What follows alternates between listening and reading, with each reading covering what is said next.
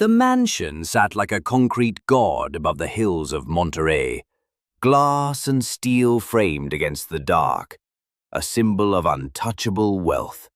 Floodlights bathed its steep perimeter walls in a sterile glow, while cameras blinked like distant eyes.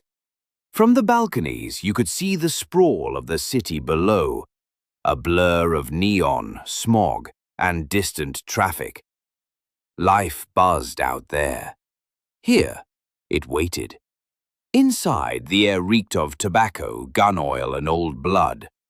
Not fresh, the coppery sting was too faint, but it lingered beneath the leather polish and cologne, a reminder of what kind of power lived here.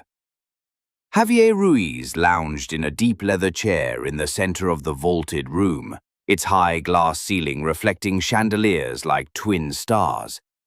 Thick fingers wrapped around a cigar, his gold bracelet clinking softly as he raised a glass of tequila to his lips. 12 men surrounded him, scattered across the polished marble floor like chess pieces on standby. Their postures were loose, but their eyes tracked everything. Rifles slung or resting within easy reach. Tattoos peeked out from under tactical sleeves. Cartel saints, Aztec skulls, barbed wire halos. A few laughed at nothing in particular, their nerves leaking out sideways. 2 watched the new arrival with barely concealed suspicion. Serafín stood alone in the center of the room, under the hanging light. The glow cut sharp angles across his face, angular cheekbones, skin pale as glass, eyes unreadable. He wore a black suit tailored to perfection, as if sewn directly onto him. No jewelry, no visible weapons, no entourage, just stillness. Like he didn't know or didn't care that every man in the room was armed and waiting for an excuse. Javier exhaled smoke in a thin line and gave a smile that never touched his eyes. "You know," he said, voice rich with amusement, "you got a lot of balls showing up here unaccompanied. I respect that, Serafín."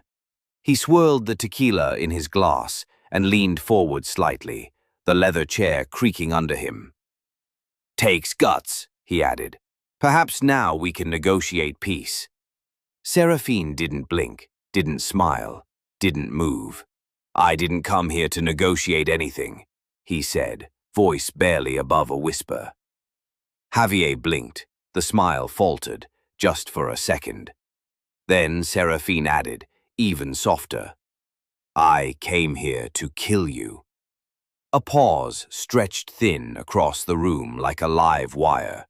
Before Javier could scoff, before the guards could rise, Serafín moved. It was a blur, too fast, too smooth.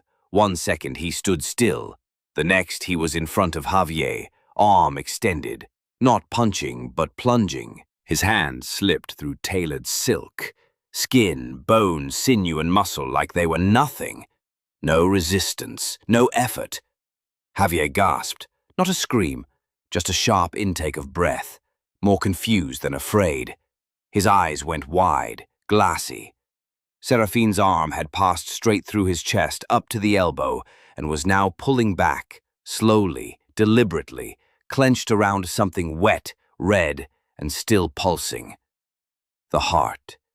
It beat once in Serafín's palm, then again. No one moved, even the air held its breath. Blood poured down Javier's chest, soaking the silk, the leather, the marble beneath his chair. The stench of iron thickened. The heart kept twitching in Serafín's hand like it still hoped to survive. Then he bit into it. A wet sound, cartilage crushed, a vein popped. Someone in the room whimpered. Another man whispered a prayer in a trembling voice. One of the younger guards turned and vomited on the floor, choking on the smell, the shock. Javier's body sagged in the chair. His head lolled back at an unnatural angle, jaw slack, eyes still open. He was dead before he hit the floor, but Serafín let him drop anyway. The thud echoed like a warning shot. Serafín wiped the blood from his lips with the back of his hand. His eyes, deep, ancient, impossibly cold, scanned the room. Most of the men stood frozen in place.